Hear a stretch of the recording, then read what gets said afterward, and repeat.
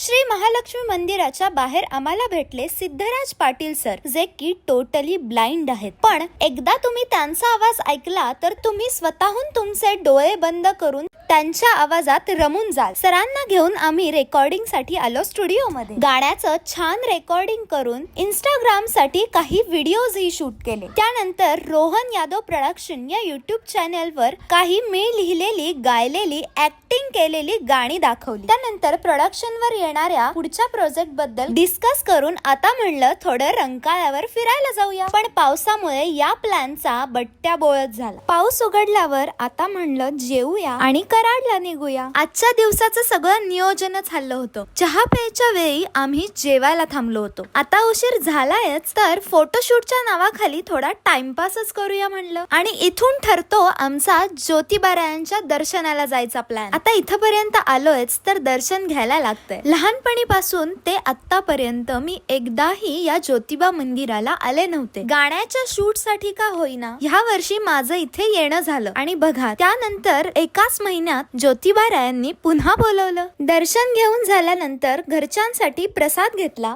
पाऊस पडून गेल्यामुळे डोंगरावरती छान वारे सुटले होते. सगळेच खूप कंटाळले होते आणि आता अंधारही पडणार होता. त्यामुळे तिथून आम्ही सरळ गाडी वळवली कराडच्या दिशेने.